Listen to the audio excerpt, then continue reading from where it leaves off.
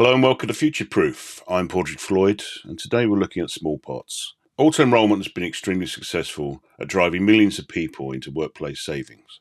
Trouble is, contribution rates remain so low that they're unlikely to generate meaningful income for their retirement. At the same time, there are millions upon millions of lost pots that are sitting out there doing nothing but attracting fees. Now, today I'm joined by Phil Fortio. He's the co-founder and chief product officer of Raindrop, which is a company that's helping bridge the gap between providers and consumers' lost pots. Thanks for joining me today. Hi, Pádraig. Thanks for having me. My first question is just looking at just how bad the situation is for lost pots within the UK pension system. You've been looking at this for some time. Tell us how bad it is. Yeah, certainly. It's grown into quite a large issue. So I think the Pension Policy Institute released some research where they showed or estimated that there's around about 31 billion in lost pensions out in the UK at the moment. That's spread across sort of 3.3 million pots, which means that we're looking at around about £10,000 on average per pot that's been lost. We've also conducted our own research, and we noticed or got told that around 80% of the UK adults that we spoke to don't know where all of their lost pots are. So this obviously causes an issues with retirement outcomes, right? As in most people are already struggling to have adequate retirement savings. And it would be a real shame if the reason for that is because they'd missed out on a lot of lost money that they've, rightly earned and worked hard for, which they just hadn't had. It's growing in scale. The other small thing as well to mention beyond just the direct member impact is that all of these small pots in the UK, they actually add administrative burden to the underlying schemes, which means they increase the costs, which obviously have to be passed on to their end members. And this obviously, is an impact on value for money, etc. So this problem is clearly getting worse. What is it that's contributing or maybe even compounding the situation? Yeah, I think obviously automatic enrollment was phased in through up to 2018. But there's been a real shift in just like employment and people, the way they work and how many jobs they have over their lifetime. So the rise of the gig economy and your Ubers and your Deliveroos, etc., means that people are going through a lot more jobs in their lifetime at the moment. I think from the ages of 18 to 34, on average, people have around 3 jobs now. It's not like, a career for life like you used to have back in the day. And the total number is somewhere nearing sort of 11 average jobs, which obviously means under the way automatic enrollment works, as you move from job to job, those pots get left behind. And this is really expediting the issue. I think in 2013, there were around about 1.2 million preserved dormant pots, which has grown to around about 18.9 million or grew to 18.9 million in 2023. So if you actually do the back of the envelope maths on that, you're looking at 4 to 5 new preserved pots being created every minute. Well, that's frightening, isn't it? Now, we've been expecting technology to help us. So, how can pension tracing technology improve customer engagement and therefore retirement savings? Yeah, so pension tracing has obviously been around for a while. I mean, financial advisors, etc., have always had to go out and do this, but it's been an extremely manual process. And I'd say as well, the customer experience, it wasn't very user centric. When you look at the problem today, there's a number of different issues. First of all, most people associate their pension pot with their job. So they actually don't know who the underlying pension provider is. So when you start a trace, most people these days go like, oh, who is your pension provider? Who administered that pension? Rather than saying, okay, what job was the one that gave you that pension. So it's really important to make it as super simple for users. You need to just say, okay, what was your employment history? What were the dates that you worked there? And then be able to go from that starting point rather than starting from a pension provider. The second aspect to it is kind of the operational burden of it, right? You have to phone up those pension providers to go and get your details. You've probably got bad data now because you've moved address, and so your details don't match with them. All of that burden and hassle of going through that process just puts people off even getting started. So you really need to make it as super and simple as possible to really find those policies and remove as many barriers to entry. But won't the Pensions Dashboard program resolve all these problems once it's finally launched? So the pension dashboard project in itself is a great starting point, and I'm sure it will definitely look to help the problem. I mean, I guess the first issue is that we're still a number of years away from that, and even then there may be a little bit of uncertainty there. And obviously, the issue is really present today, so we really need to start going on now. But the other side of things is that the pension dashboard itself is going to be fairly limited in what it can do at the start, which makes complete sense. Obviously, there are guardrails in place to ensure good consumer outcomes. But there are issues in terms of data mismatches, as we just alluded to. You may have moved your address. The dashboard, sort of each individual scheme writes its own matching rules. So it's very likely that there's going to be quite a significant number of what we call amber matches, where you're not 100% certain if you have a policy there, at which point you have to go and reach out to the provider anyway, which most users won't do. And the second thing as well is that you can't really take action upon it. And again, that's been intentional by the regulator to, again, try and sort of test out the waters first. But even if you find those policies, if you actually wanted to then go and consolidate and bring them together, you have to go and do all of that legwork. So although a great starting point, there's a lot of work still to be done, which I'm sure will naturally build. But yeah, the issue will only get significantly worse before then. In the absence of the pension dashboard program, tell us how a company like Raindrop can help, and give us a bit about the business, but also what you've been doing more recently in helping consumers find their lost pots. Yeah, so I think it's important to just mention. So us at Raindrop here, we actually started ourselves as a pension provider.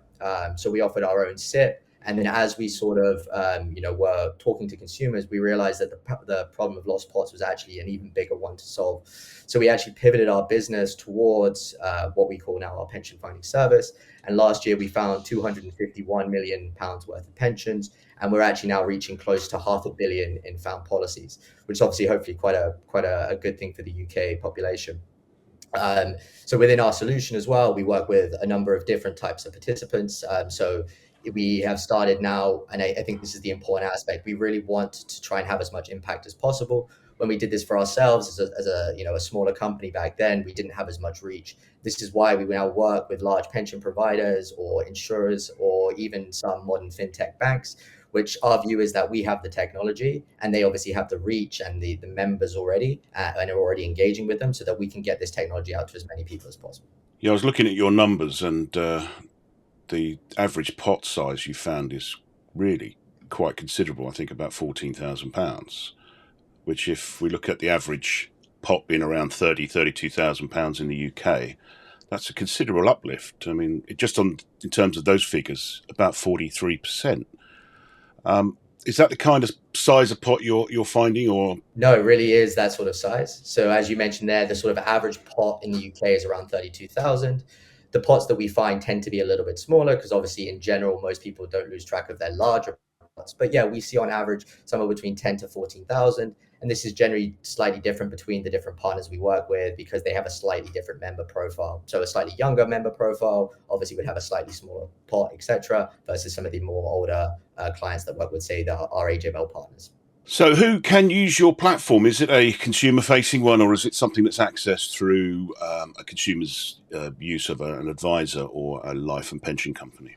Great question. So yeah, as I mentioned before, now that we have sort of moved to focusing on our technology and not on the old pension product that we have, we effectively are an API or a technology first company, which means all of our partners, so the direct-to-consumer platforms like AJBL can integrate with us, as well as the big life insurers that we work with like Standard Life. As I said, some more of the more modern fintechs are now using our technology as well. So because we built it in kind of a platform agnostic way, anybody can integrate this solution.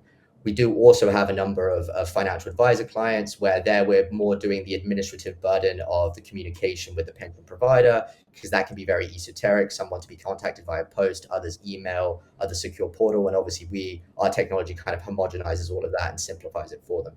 So yeah, we're pretty much open to all or anyone that offers a pension product, whether a SIP or an occupational scheme, etc. And what do you think is going to resolve the ongoing problem of these lost pension pots? I mean, are we going to have to rely on commercial platforms like yourselves, or will you be able to partner with the likes of PDP once it does finally launch? Yeah, that's a really good question. I mean, I think this is, as everyone's realizing, an industry-wide problem. So it really does need engagement from everyone. So obviously at the moment, we're scaling out with more partnerships with more different types of pension providers. I think that's the sort of first step. But beyond that, yeah, offering commercial dashboards, so going beyond the PDP is also, going to help a lot. If you look to the Nordics, we saw that, like, I think in Norway, about 1 million of the requests for information came through their government equivalent dashboard, their PDP, but an order of 30 times more, 32 million requests came from more the commercial, private dashboards. And that kind of makes sense because consumers know those brands. That's where their eyes are going every day, right, to check their account. So it's where they're more likely to make those requests. Beyond that as well, obviously there are other government initiatives going on, things like small pots consolidation, and all of these things will help. But yeah, it's going to be, there's no one silver bullet. I think there's a lot of things that need to come together. And obviously, I think the private side that we're doing is a good step in that right direction, even if it's just helping to also identify the guardrails and everything else that need to be in place for a solution like this. Right. So what is the work that still needs to be done to ensure that what you've just covered is going to happen? Because we've got the industry waiting for the PDP, we've got providers waiting for the tech companies to be able to provide the service to them. Schemes are waiting to find out what's going on. The government keeps pointing the finger at schemes and the industry for poor data. How many things or ducks do we need to get in a row to be able to ensure that what you've just suggested is going to come to fruition? Yeah, I think that's a really great point. I think a lot of the issues that we have in the industry at the moment are driven by uncertainty. So even like the partners that we work with, those have taken the leap or the step, and they have a belief that that our solution will work in side by side with the dashboard if it comes to fruition later on. But that uncertainty about whether it will and when it will and what commercial dashboards would look like, etc., means that some of them are obviously sitting back and waiting to see what others will do. So I think there needs to be more certainty in general in the industry and more of a guided roadmap so that they can then take that view and work with partners like us more confidently, but also just in general more innovation. And that's what we're looking to build or bring. Obviously, with our API first solution, that means anyone can integrate. But also, we're constantly improving our technology to deal with the data problems in the industry so that we can help, I guess, solve multiple problems for them in one go.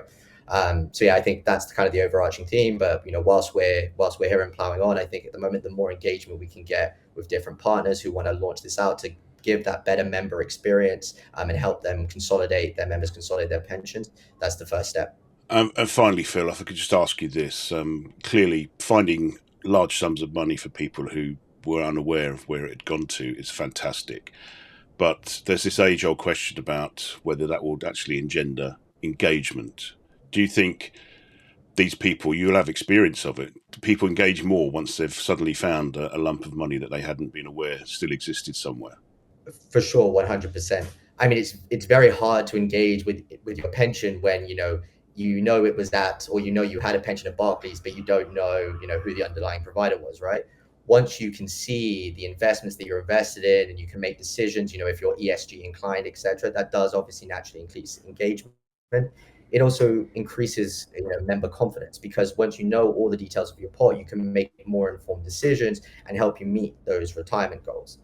I mean, there are also, from our experience, there are key ways to, and you sort of need to be smart about it, thinking about when are the key touch points that a user wants to engage. So as we've seen, right, every time they move jobs, that's a pretty high engagement point. That's the right time to engage with users and say, right, you've just moved on to you're going to be enrolled into a new scheme. How about we move that pot over? And whilst you're at it, do you want to think about whether you need to be contributing more, etc.? So I think being sensible and smart about the right engagement points increases that consumer engagement, but also offering that service, that leads to delightful outcomes, right? It's a pretty nice thing. People are very engaged. That's the right one. Try and get the rest of your engagement across, right? Sorry, we just lost that last bit. You went all Dalek-y. I think it was the Ah, last point you so made. sorry. Sorry, it just went completely weird. Do you want to have another crack No, at that? So I mean, my question. Let me do my question, then I can put it together and let you see it. But so my question was essentially what happens, what needs to happen next to ensure the situation that you just covered will actually come to fruition. yeah, a great question.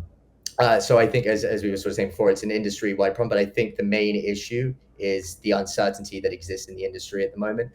So we have a number of partners that have sort of taken that step to work with us, and they sort of see a place where our kind of private solution will work in tandem with the upcoming dashboard or commercial dashboards in the future. But other partners that we have, they're waiting to understand what, if the dashboard's going to come into existence, what the regulation behind commercial dashboards would look like, and this is stopping them from taking that step to offering this solution to their end members. From what we see, a lot of these partners do want to offer something in this space, but they're trying to understand what that looks like. So I think from our perspective, we just need a little bit more certainty on the roadmap that government's looking to do. But in the meantime, we're going to keep on partnering with as many different sort of different providers as we can, and trying to get this into as many different members' hands as possible and lower those barriers to entry. That's great. Thanks very much for joining me today. It's been a really fascinating conversation. Likewise, thanks, Pádraig. It was a joy to be here. That just leads me to thank you for watching. If you liked it or you found it useful, click like. If you didn't like it, click dislike. I don't mind, but I do want to hear what you think. If there are any topics or people you'd like to see interviewed, let me know in the comment section below. Otherwise, I'll see you on a future edition of Future Proof. Goodbye.